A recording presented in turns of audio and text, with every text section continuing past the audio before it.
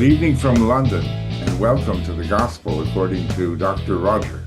That's me, Roger Gewald. And this is our next show in its new format, where every week we dissect and unpick the unvarnished truth about and within the news stories and events of the week that are going on. And every week we have a guest or two who's an expert in their field.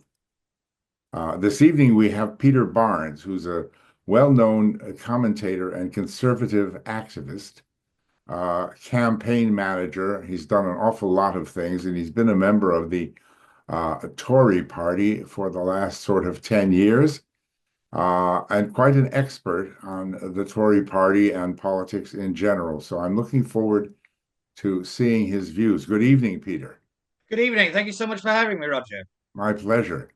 So perhaps we can start talking about Reform UK, Yeah. because they have seen a significant rise in popularity and indeed in polls recently. Hmm. I want to ask you, what do you think is behind this shift in support? And do you think it's sustainable Well, I think you've going hit the into key. a, I'm Sorry, sorry, Roger. I was going, going to say you've hit the key word there, and that is sustainable. For me, the Reform Party of Reform UK have really tapped into a kind of people's kind of anti-establishment. We've kind of had enough of everything vibe that's been going around the country for quite some time now. They have this phrase called the uni party, which is basically the Tories of the Labour Party being the same thing, and Westminster bubble versus the people. Their narrative is very strong. Their comms game, as we call it, is it it is it is it just narrative, or isn't all that true?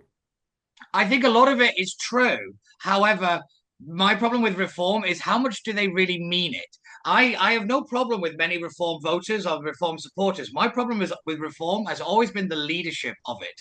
I have very little faith and very little trust in Nigel Farage. I think he is out for himself, and I think he doesn't care about most things that come out of his mouth. That's always been my big problem with reform. But I bet many people often know that already.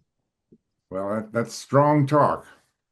Um, so you think that the problem is their lack of authenticity, and do Yeah. you think the voters are picking up on that, if that's the case?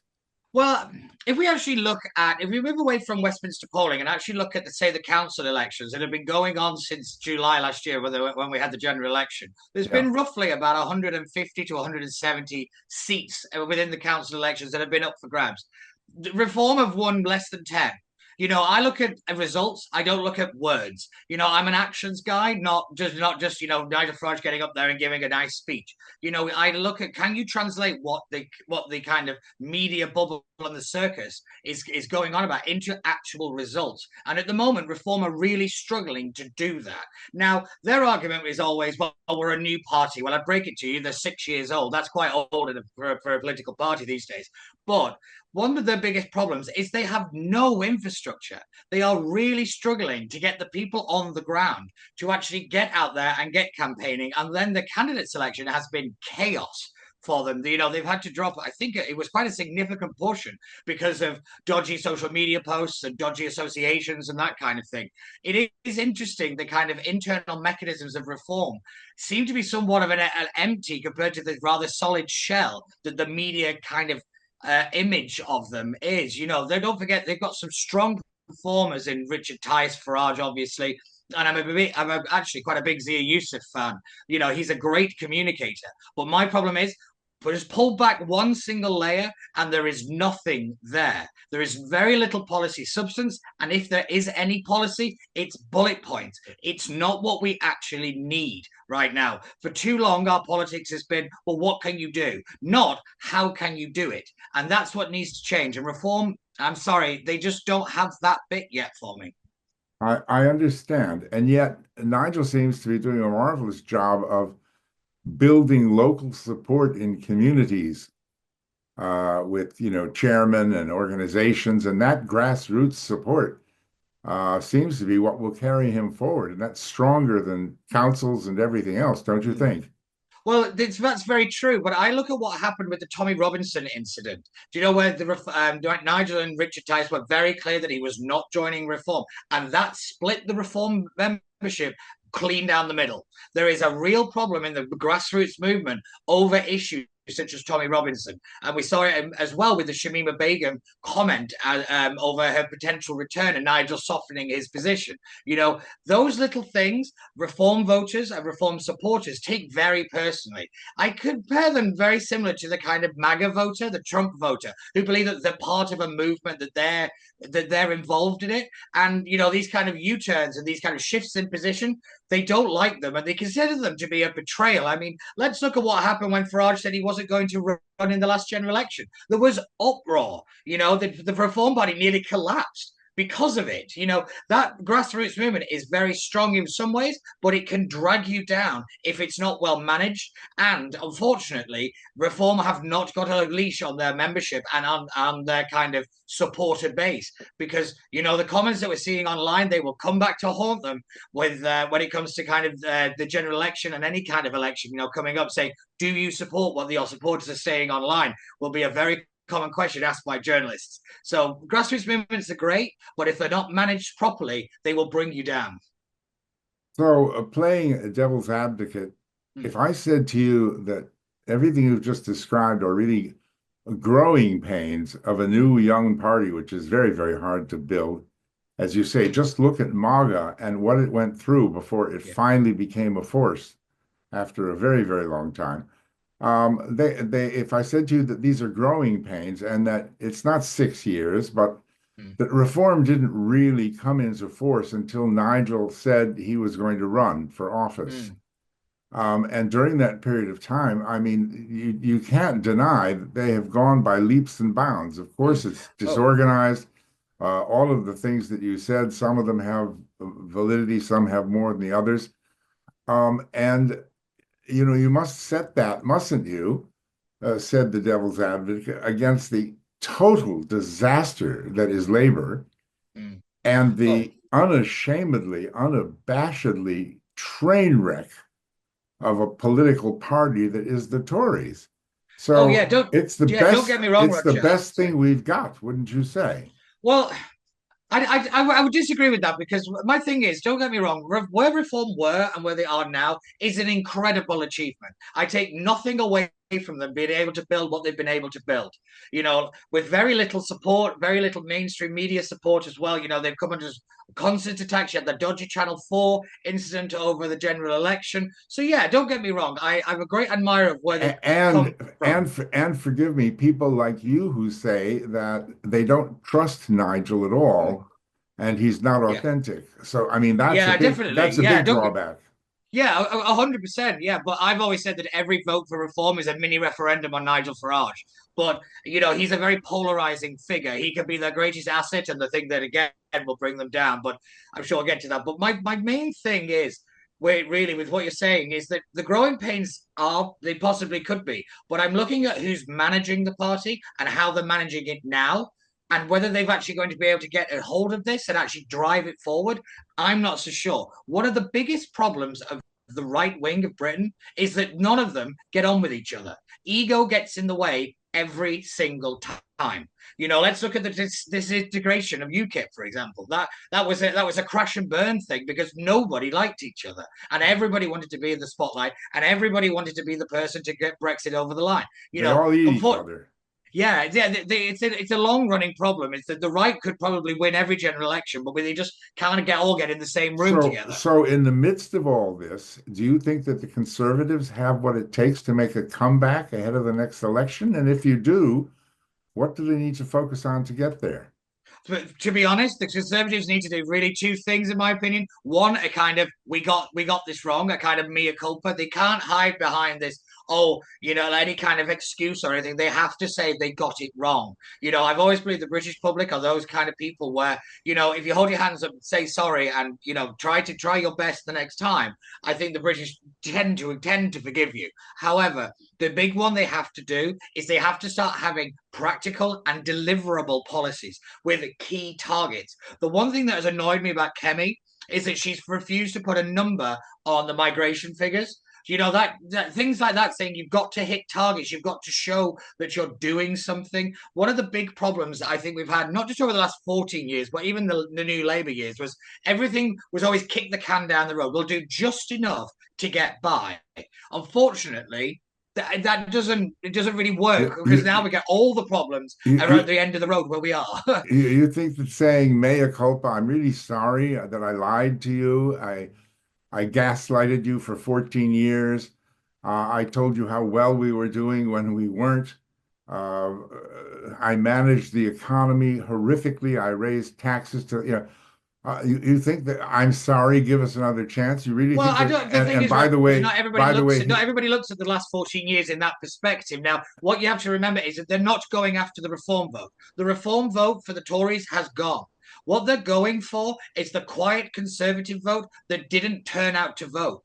If you remember, that vote didn't switch to Farage; it just stayed home.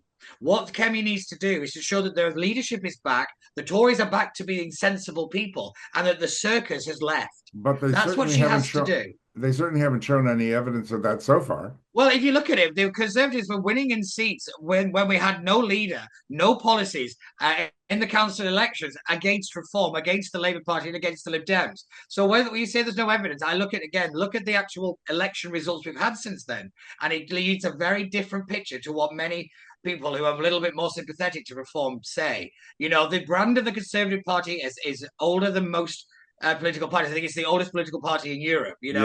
Yeah, And so, you know, that doesn't just disappear. You know, the Tories have ebbed and flowed in popularity and in, you know, professionalism and all the rest of it for time immemorial. So but that's out the window, Peter. They destroyed all that, 10 times over. I'm pretty Do sure they you, do said you that in think that reform? 1979. I'm sure they said that in 1992. I'm sure they said that in 1997. No, You no, know, there's every been single time we hear these no, things, it's the end there's of the Conservative Party. there's And been yet the not next time they end up winning not just a no, there's comfortable been win, but a majority. no, there's been nothing like this wipeout and what led up to it. It was I mean, it was unbelievable. hardly a wipeout. Let's not forget there was one poll that before the 2 weeks before the general election that had the Tories down to 70 seats. That was absolutely ridiculous. You know, the media went mental with it. You know, you've got to look at the things in realpolitik, not in through the perspective of the Tories are finished. I don't get me wrong, where they are is dreadful. They deserved the kicking that they got. You know, I often went on many media circus things and said they deserve to lose because they've been awful. But the reality is that the brand redevelops itself. The great thing about conservatism is that it is based on pragmatism. It is not a solid ideology like many people keep arguing. It is allowed to adapt with the times. That's its Well, greatest we, skill. we've yet to see that happen because they all still look pretty much the same to me. Tell me, do you think reform could take seats from Labor in the next election? Do you see that as a I will tell realistic you, possibility? oh, without a shadow of a doubt, I Reform and UKIP and those kind of parties are always more of a threat to the Labour Party than they ever will be to the Conservatives. They'll start by pulling from the Conservatives, but actually their voter base is usually the traditional working class. And in areas such as the Red Wall, they will sweep many, many seats in the Red Wall if the Tories don't get their act together quick enough. And the Labour Party, like you said, are just in total disarray. But we say this in every single poll, bar 3 or 4 now, the Labour Party are still the top voted party. You know, they might be all over the place, but they're not as all over the place as everybody else. So we know when people keep saying that, you know, they've got to lose. Not and there's not enough evidence to say that just yet. They're not as all over the place as everybody else. I mean, but look at the Bank of England today, which even totally contradicted everything. What other country in the world do you have a prime minister and a chancellor saying growth, growth, growth, and their central bank saying no, no growth. You're headed in the wrong direction. Oh, I it's mean, how much worse can you get? Oh, I give it time, Roger. I'm sure they'll get it. I'm sure they'll get much worse. But you know, we're So only a couple of months in, realistically. as a conservative, are you backing the current leadership, Kemi, or do you think it's time for a change? So far, I think she's got the right strategy. I think this idea of just being another loudmouth making noise isn't going to help. I think the general public will look at that and just think you're just all arguing with each other. You're just all, you know, just shouting. You're not really doing anything. You're not doing it for yourselves. Yeah. You know, I look back to the 2010 general election, and the rise of Nick Clegg was because he wasn't the loudmouth. He was the sensible one that says, "Well, look at these two. These two look ridiculous." And I think that is what Kemi needs to do. She needs to show that she's the grown-up, not Nigel Farage saying he's going after every headline going, and not Keir Starmer just basically lying to the general public. And we got Ed Davey, but Beth said Davey, but let's be real. I think the way that the Conservatives get back into power is by showing that, look, we might have messed up, but we've got our act together. And do you really want these two clowns in charge? You think Kemi can convince the British public of that? I think she does it by showing that she can do it. I don't think she's a personality prime minister. She's not a Boris Johnson kind of figure. I think she's a little bit more Theresa May in the fact that she's a doer. And I think that she has to get out there a little bit more. Her media presence is very minimal at the moment. But I mean, like this today. So we've just had the announcement of one of the first major Tory policies. Let me interrupt you. So she can do it or not do it? In what way? She can convince the British public. I think she can do it. I think she can, if I'm being brutally honest, but it's a big uphill battle for her. But with the right policies and the right maneuvers, I actually think it's very doable. Like I said, Farage is a whole other animal. Where are those going to come from? Oh. The right policies and the right maneuvers. Well, I think she's got to start looking back to the base of the party and looking back to traditional Conservative values. It's one of the reasons Reform seems to be doing very well. But the thing that she's got to do is show how she's going to do it. Reform are just making all this noise and all this bluster like we're going to turn the boats around. How? That is the big question. How? If she can answer that, she's wiped the floor with the Reform. Don't get me wrong, the Reform Party will do very well at the next general election. But if she is able to show that she knows what she's talking about more than loudmouths, I think that she stands a very good chance. But like I said, that is an uphill battle.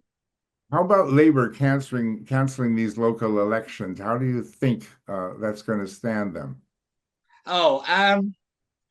So on this one, I think it's ridiculous. But I don't think it's this kind of treachery of democracy or an act of a dictator. If you actually look at their argument saying that they're going to change into unitary councils in 2 years' time, and you look at the cost of a local election, 2 local councils, it would kind of make sense. If you want to start talking about saving the taxpayer money, it's not a bad policy. But the way they've gone about this has been terrible. And it does look like they're running away. But I have to admit, this idea that everybody's scared of Nigel Farage is just a little tiresome, if I'm being brutally honest. But I have to admit, I don't like the cancellation of elections. I think it looks bad. But, I don't think it's this kind of great treachery act. I think there are other things the Labour Party are doing to our electoral system and the voters than these are the cancelling elections. Of all the many things they're doing to damage themselves and their electorate, where does this act stand? I would say on a scale of 1 to 10, about maybe 4, 5. I would actually look at maybe voter rights for immigrants, for asylum seekers. I would look at votes for 16-year-olds as a greater influence on the electoral vote on elections. Immigration, this particular incident. Yeah, immigration, certainly. The Reform Extravaganza Conference that's going to come up, how big do you think that's going to be as an effect? That'll be huge. It'll be huge. I remember going to the how much support will it mobilize? Well, that will be an interesting one, because if it's too showy, if it's too flashy, the public won't like that. We don't like fancy politicians in this country. We like to beat them down a little bit, but it has to be showy enough to show that there is a movement. And that's what he's got to show. That's what Nigel is keeping doing again and again and again. It is this movement. It's the same with the MAGA stuff. It was the fact that it was people moving forward, reform as a word, as a verb, and as a noun. It's that idea, and it will be very powerful, their conference. I mean, I remember going to the Brexit Party rally when it was still the Brexit Party, and I was like, the energy in that room was incredible. The different varieties of people was incredible. It is a phenomenon. It really is. But they've just got to manage it right. And one wrong step for reform in any area, and this house of cards comes crumbling down. It really does. Yeah, I was there. It was a great party. I also went to the Remain after party, and you could tell why they lost. Yeah, I can think of no worse a room to be in. I think of 2 words, the second of which is brewery. Oh, Um, we live in a social media world now, yeah, Peter, and so reform may only have a small number of seats because of first past the post, but yeah. the social media presence is incredible. What does that say about their appeal and the potential influence on voters? Oh, it's incredible. It's absolutely incredible. But we do have to remember that Twitter and X and Facebook and all the rest of it is not the real world. They might have a big presence there, but let's not forget Jeremy Corbyn also had that and he lost. Brexit Remain also had that and they lost. We have to be very careful. There's no such constituency as Twitter. That's what Those David Cameron said. those were, I mean, you sound like an old fellow. Those were different social media worlds back then. It's I completely actually don't different think there's now. that much difference between the social media presence of the Brexit referendum and what we're seeing now. Really? I don't think there's that much difference. Actually, I think a lot of the bigger problem you have is a lot of people have pulled themselves off social media and social media detoxifying themselves. I think that is a bigger problem.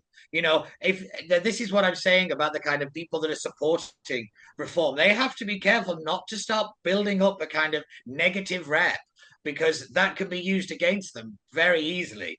But don't get me wrong, their social media presence is amazing. And that's really shown by the number of young people that are joining reform or are seem sympathetic to reform.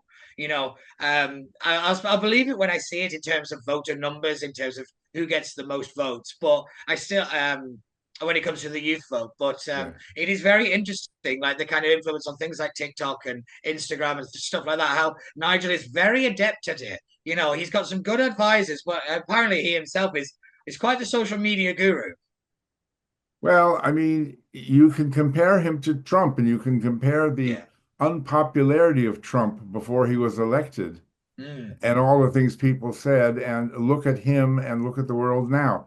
Let's go back to that point because we've Mm. discussed a lot of different things and you've Yeah. made some very good points. But the key thing for me tonight is that you've said, I don't trust this bloke or No. anything he says. And his lack of authenticity, to paraphrase, feeds through the party, and that's why it operates as it does, and it's in the shape it's in, and people can see that. And so, bottom line, it's going to go nowhere. Now, Elon Musk has also come out and said Farage hasn't got what it takes. Mm. So let's talk about that for a moment. Is it Rupert Lowe? Is it somebody else? Do you really think, would you bet good money that Nigel won't be the leader or that if he is, reform will fail? Where get a bit more Ooh. specific Yeah. because this is, Peter, all the rest of what we've discussed is waffle. This Mm. is the key thing. If the leader of the party is a fake, can't be trusted, is only interested in himself, doesn't listen, doesn't care about the issues, that's a recipe for disaster. So please elaborate a bit more. Yeah. So for me, Nigel Farage, I think he's one of these kind of a stop clock is right twice a day. That in a way that the points he's making are correct. My problem is I look at his actual actions and they seem to be very self-interested. I look at his departure from frontline politics the moment Brexit got over the line. I found that very fascinating that the man who had campaigned for this to happen didn't stick around long enough to actually see it through or offer his services or try to get involved in any way. Do you know what he saw? He saw chaos. He pulled himself away and then he could come back on as the man to save it. That is not a principle. That is an opportunist. And that is my problem with it. There is a number of incidents that Nigel does this where he is never held accountable for anything that happens that he has helped kind of push over the line. And that's my problem. I don't like people that run away from accountability. And it's a big thing in leadership. And you're asking, do you want Nigel to be the prime minister? A very powerful position, obviously. But again, he has to be accountable to somebody. My problem, again, is that he sees any criticism as a direct attack. And that is a dangerous place for a prime minister to be. Keir Starmer has this problem as well. It's one of the reasons that they flounder in interviews and they have to blame the press. I make a comparison between the Corbynistas and what I've taken to call the Faragists. How they think that everything's against them. That kind of parallel there is very palpable for me. But again, Nigel is a great electoral asset, but he is so volatile and so kind of here's another shiny thing, off he goes, that you can't build a political party around him. This is why I keep stressing that members should push really hard for this democratic reform, because if Nigel becomes the problem, they can't get rid of him. There's no mechanism to do that. Oh, and I do also think that Nigel has to have an out plan, a Frexit plan, as I've been calling it. In other words, he needs to tap a successor so that the movement can continue, not allow a civil war and it all to faction off, which is what happened with UKIP. He's a big player, he's a big figure, and lots of people love him. So when he taps a man on the shoulder or a woman and says, that's the next one, that's what has to happen. The movement is more than one person, but at the moment, that one person doesn't seem to want to let go of the movement. And that's just my thing with Farage.